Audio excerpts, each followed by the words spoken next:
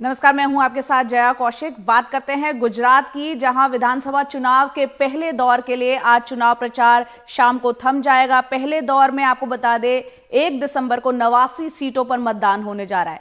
इससे पहले कल तस्वीरें आई, प्रधानमंत्री मोदी पलिटाना, अंजर और जामनगर में रैलियां करते हुए दिखे। वहीं दूसरी तरफ गृह मंत्री भी गुजरात में थे, वहां पर सवली में उन्होंने रैली की। और दूसरी तरफ आम आदमी पार्टी भी अपनी ताकत झोंक रही है। इस बार गुजरात में त्रिकोणीय मुकाबला नजर आ रहा है बीजेपी, कांग्रेस और आप के बीच। आप नेता अरविंद केजरीवाल ने सूरत में एक प्रेस कॉन्फ्रेंस की, साथ ही हीरे की एक फैक्ट्री का दौरा भी किया और कारोबारियों से मुलाकात की। और वहीं दूसरी तरफ कांग्रेस अध्यक्ष मल्लिकार्जुन खड़गे भी कल अहमदाबाद में रहे। मल्लिकार्जुन खड़गे ने प्रेस कॉन्फ्रेंस की और तमाम बातें सत्ताधारी पार्टी जो कि बीजेपी है वहां पर उसकी कमियां गिनाई उन्होंने।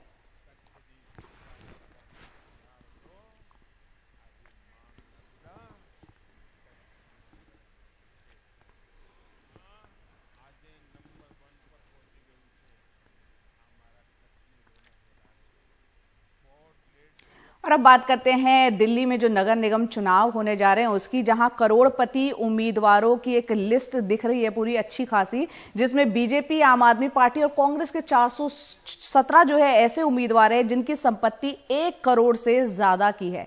इन करोड़पति उम्मीदवारों में सबसे ज्यादा बीजेपी, फिर आम आदमी पार्टी और फिर कांग्रेस के उम्मीदवार शामिल है।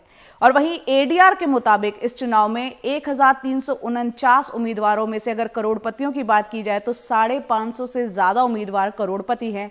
देखते हैं रिपोर्ट।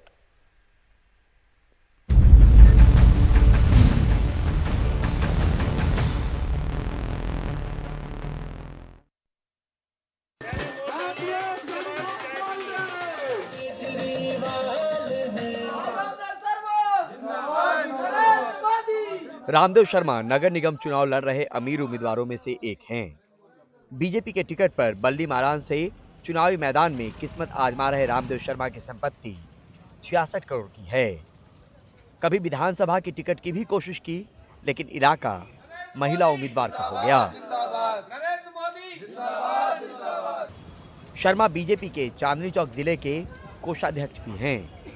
हमारे 2 मुद्दे हैं, क्षेत्र की सफाई और साफ शुद्ध पीने का पानी।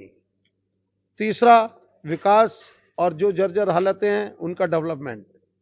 और जितने भी हमारे पूजा स्थल हैं, मंदिर हैं, मस्जिद हैं और गुरुद्वारे हैं और भी कोई चीज है, इनका नव निर्माण किया। सबसे अमीर उम्मीदवार भी हैं सर, लोगों की पहुंच में कितने हैं? ये मैं नहीं कह सकता, ये तो लोग ही बताएंगे कि लोगों की पहुंच में कितना हूँ। माँ ये क्या कर रही हो? मैं तो आपका आशीर्वाद लेने आई हूँ। मालवीय नगर की पूर्व पार्षद डॉक्टर नंदिनी शर्मा फिर से बीजेपी के टिकट पर चुनावी मैदान में हैं। एसोसिएशन फॉर डेमोक्रेटिक रिफॉर्म्स की रिपोर्ट के मुताबिक नंदिनी की संपत्ति करीब 50 करोड़ रुपए की है। जो एक सपना विश्व गुरु का देखना चाहते हैं, इस विश्व गुरु के लिए बहुत जरूरी है कि हम ग्राउंड पे जो सिपाही हैं, हम मोदी जी के जो कार्य कर रहे हैं वो जी को उनके सिपाही मजबूत है। उसके लिए बहुत जरूरी है कि वार्ड 149 में कमल खिले। और जैसे हमने मालवीय नगर का कार्य किया है, मालवीय नगर को सुंदर बनाया है, वैसे जो नया क्षेत्र मेरे वार्ड में आया है उसको भी मैं सुंदर। यह है करावल नगर से आम आदमी पार्टी के उम्मीदवार जितेंद्र बंसल। गली मोहल्ले में घूम घूम कर लोगों से आशीर्वाद भी ले रहे हैं और प्रचार भी कर रहे हैं। जनता के बीच ये कहते नहीं थक रहे कि इलाके में बीजेपी ने विकास को रोका और इनकी जीत विकास को गति देगी। हलफनामे के मुताबिक जितेंद्र की संपत्ति करीब 48 करोड़ की है, पर खुद को आम आदमी कहते नहीं थक रहे। करोड़पति उम्मीदवार नहीं हूँ, बहुत साधारण आदमी हूँ। करोड़पति इसलिए कहा जा सकता है क्योंकि मेरे पास दादाजी की प्रॉपर्टी है, तो इसलिए मैं करोड़पति हूँ। मैं एक साधारण व्यक्ति हूँ। और रही सोशल की, तो मेरे दादाजी भी सोशल वर्कर थे, मेरे पिताजी भी सोशल थे। और 2-3 काम और फिर से अगर दोहरा दें जो करना चाहेंगे आप? सारे काम करूंगा, जो जनता मांगेगी वो सारे काम किए जाएंगे। लोकतंत्र है, चुनाव है, तो पैसों से आम और खास में फर्क नहीं पड़ता। कौन जनता से जुड़ा है और उनके दिल में खास जगह बनाता है, जीत इससे तय होती है। बहरहाल दिल्ली का मिजाज और माहौल फिलहाल चुनावी है, जहां हर कोई अपनी जीत की भरसक कोशिश में जुटा है। नई दिल्ली से परिमल कुमार, एनडीटीवी इंडिया। और अब खबर आपको दिखाते हैं मध्य प्रदेश से, जहां आदिवासियों के लिए पैसा एक्ट यानी provision of panchayat extension to the schedule area लागू होने के बाद मुख्यमंत्री शिवराज सिंह चौहान लगातार इस कानून को लेकर लोगों को जागरूक कर रहे हैं। इसी अभियान के तहत पिछले हफ्ते वो डिंडौरी आए और एक बच्चे का नाम एक पैसा रख दिया। अखबारों में ये बात सुर्खियां बन गई और ये बात है कि बच्चे के माँ बाप कह रहे हैं कि बच्चे का नाम पैसा नहीं हेमराज है। देखते हैं रिपोर्ट।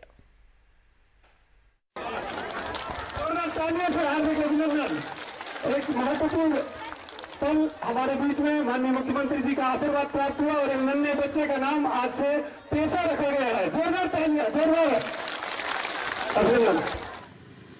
शुक्रवार को मुख्यमंत्री शिवराज सिंह चौहान डिंडौरी जिले के गोरैया गांव पहुंचे। ग्राम सभा में वो पैसा की बात रखने वाले थे। भीड़ में दीपमाला भी अपने 3 महीने के बच्चे को लेकर आई।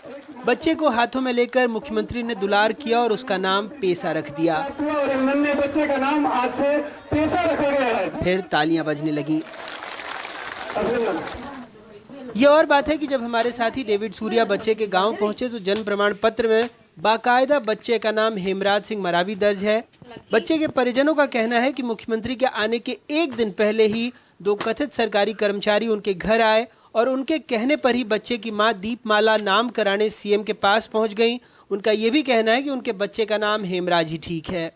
हमारे गांव में मुख्यमंत्री आए थे, वो लोग बोल रहे थे कि नहीं बच्चे को लेके आना तो वहाँ नाम कार्ड होगा, इसलिए वो लोग पैसा नाम रख दिए। क्या नाम है एक्चुअली? नाम हेमराज मरावी। कौन आया था घर में बुलाने? मैडम सर लोग आए थे। जज की करवा गए थे तो हम फिर उसके नाम फिर हेमराज नाम रखा था। फिर वो मुख्यमंत्री आई तो फिर वो पैसा नाम रखा था। परिजन कहते हैं 1 दिन के लिए वो नाम बदलने घर आए सरकारी कर्मचारियों के कहने पर राजी हो गए थे। सूत्रों के मुताबिक मुख्यमंत्री के सामने वाहवाही लूटने के लिए सरकारी नामकरण हुआ। अब इस मुद्दे पर कांग्रेस बीजेपी गुत्थम गुत्था है। डिंडोरी में जिस विषय को लेकर कांग्रेस पार्टी अन्य लोग भ्रामक प्रचार कर रहे हैं, उस बालक का मूल नाम हेमराज है, पर माननीय मुख्यमंत्री के समक्ष उनके परिवार ने स्वेच्छा से उसका उपनाम, जिसको हम निकनेम या प्रचलित नेम कहते हैं, वो पैसा रखा है और ऐसा उन्होंने लिखित में जिला प्रशासन को भी दिया है। तो मुझे लगता है कि यदि उपनाम के रूप में यदि पैसा नाम रखा जाए, परिवार की सहमति हो, तो विषय स्वतः समाप्त हो जाए। सनातन संस्कृति ये कहती है कि कोई भी बच्चा जब पैदा होता है तो लगन घड़ी के हिसाब से राशि निकाली जाती है। उस राशि में जिस अक्षर से उसका नाम आता है वो नाम रखा जाता है और हर बच्चे का नाम उसके माँ बाप बड़ी ही कहते हैं शिद्दत से रखते हैं। और आप अगर किसी बच्चे का नाम बदले पैसे, मतलब आप उसका मजाक उड़ा रहे हो, उपहास उड़ा रहे हो, मतलब तभी तो मैं बार बार कह रहा हूँ सनातन सभ्यता का जितना क्षरण और जितना नुकसान भारतीय जनता पार्टी के लोगों ने किया है उतना शायद किसी ने नहीं किया है। आप उसका नाम पैसा रख रहे हो, अगले दिन अधिकारी मजाक उड़ा रहे हैं कि वो तो 1 ही दिन का था। तो मुझे लगता है ये एक आम व्यक्ति का बच्चे का भी मजाक, उसकी भावनाओं से खिलवाड़। बाकी जो आप जो योजनाएं लेके आते हो ये बताती हैं कि आपकी योजनाएं भी इसी तरह झूठी हैं 1 दिन की। पिछले चुनाव के वक्त हमने मुख्यमंत्री शिवराज सिंह चौहान की हजारों घोषणाओं की फहरिस्त दिखाई थी जो कभी कागजों से निकल नहीं पाई। बहरहाल वो फिलहाल निकले हैं प्रदेश को पैसा के बारे में जागरूक बनाने, लेकिन जिस बच्चे का नाम पैसा के नाम पर रख दिया उसके परिजनों तक को नहीं पता कि इस पैसा एक्ट से होगा क्या। उम्मीद करते हैं कि इलाके के लिए जो घोषणाएं उन्होंने की हैं वो भी सिर्फ 1 दिन की न रह जाएं। डिंडौरी से अपने सहयोगी डेविड सूर्या और कैमरा पर्सन रिजवान खान के साथ अनुराग द्वारी, एनडीटीवी इंडिया। आगे खबर आपको दिखाते हैं किस तरह से बस स्टैंड पर बने गुंबदों से भी नाराजगी दिखी है। हम बात कर रहे हैं मैसूर की, जहां इंडो इस्लामिक शैली में बनाए गए बस स्टैंड के ऊपर से आखिरकार 2 गुंबद तोड़ दिए गए, क्योंकि बीजेपी सांसद प्रताप सिम्हा को ये मस्जिद जैसा दिखता था। हालांकि इसे बनवाया भी बीजेपी विधायक ने ही था, मैसूर पैलेस की तर्ज पर। देखते हैं रिपोर्ट। सुबह अचानक इस बस स्टैंड के 3 में से 2 गुंबद गायब हो गए तो सबों को हैरानी हुई, लेकिन फौरन ही स्थानीय बीजेपी विधायक रामदास का अपने क्षेत्र के लोगों को लिखा माफीनामा सामने आया। रामदास ने लिखा कि मैंने मैसूर की विरासत को ध्यान में रखकर बस स्टैंड का डिजाइन तैयार करवाया था। अलग अलग मत मिले और विवाद खड़ा हुआ, इसलिए 2 गुंबद मैं हटवा रहा हूँ। अगर किसी की भावना आहत हुई हो तो मुझे माफ करें। पहले इस बस स्टैंड पर 3 गुंबद थे। इनको स्थानीय विधायक रामदास ने एमएलए फंड से बेंगलुरु ऊटी हाईवे पर मैसूर के वार्ड नंबर 54 में बनवाया था।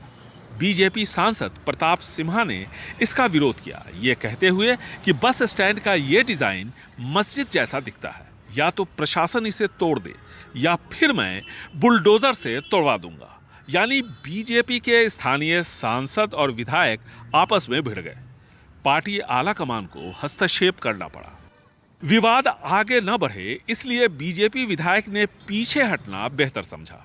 रात के अंधेरे में गुंबद तोड़ दिए गए। प्रताप सिम्हा ने ट्वीट किया कि अगर बीच में एक बड़ा गुंबद और एक दूसरे के बगल में 2 छोटे गुंबद हो तो वो मस्जिद है। धन्यवाद प्रशासन को और विधायक जी को जिन्होंने जन भावनाओं का आदर कर कदम उठाए। इस बस स्टैंड का निर्माण इंडो इस्लामिक शैली में मैसूर पैलेस की तर्ज पर किया गया था। सांसद प्रताप सिम्हा और विधायक रामदास दोनों ही बीजेपी से ही। ऐसे में फजीहत बीजेपी की ही हो रही थी। पार्टी ने बीच का रास्ता निकाला। बस स्टैंड टूटने से बच गया और सांसद की बात भी रह गई। लेकिन दोनों के बीच रिश्ते पहले जैसे नहीं रहे। बेंगलुरु से कैमरामैन गोविंद मूर्ति के साथ निहाल किदवई, एनडीटीवी इंडिया। और सवाल ये भी है कि जो गुंबद बनाने में पैसा लगा और उसको तोड़ने में लगा, उस जनता के पैसे का क्या। बहरहाल आगे बढ़ते हैं, बात करते हैं असम की, जहां डिब्रूगढ़ यूनिवर्सिटी से रैगिंग का एक खौफनाक मामला सामने आया। यहां रैगिंग से बचने के लिए एक छात्र दूसरी मंजिल से कूद गया। छात्र की हालत अभी गंभीर है। यह मामला तब सामने आया जब कलकत्ता हाईकोर्ट ऐसे ही एक मामले की सुनवाई कर रहा है, जहां पर IIT खड़गपुर के हॉस्टल में एक छात्र का शव बरामद हुआ था। उस मामले में भी रैगिंग का ही आरोप है। दोनों ही मामलों में पीड़ित ने संस्थान से रैगिंग की शिकायत की थी।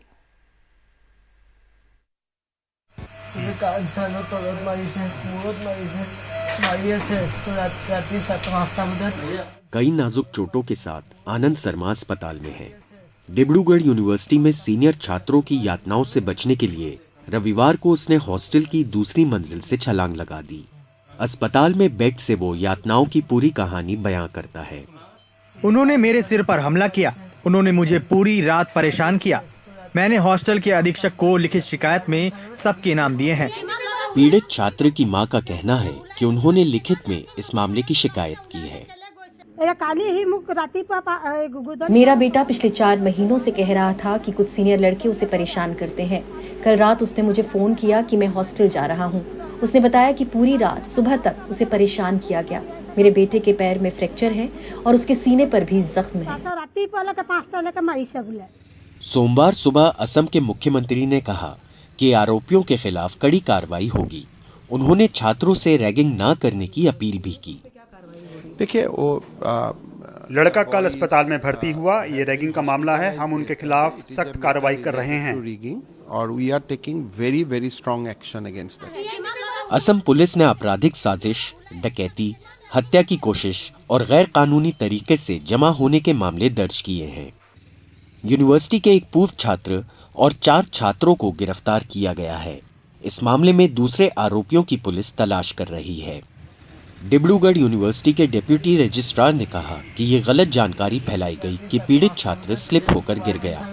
उन्होंने उसके छात्र रैगिंग की पुष्टि की। ये पूरी तरह से गलत है। छात्र के फिसलने की बात भी गलत है। हमने अपने स्तर पर जांच की और पाया कि पूरी रात उस छात्र को यातनाएं दी गई और अपनी जान बचाने के लिए वो बिल्डिंग से कूद गया। देश भर में रैगिंग पर काबू पाने के लिए सुप्रीम कोर्ट ने एंटी रैगिंग गाइडलाइंस जारी किए हैं, लेकिन बहुत सारे जगहों पे अभी भी इन गाइडलाइंस का पूरी तरीके से पालन नहीं होता है।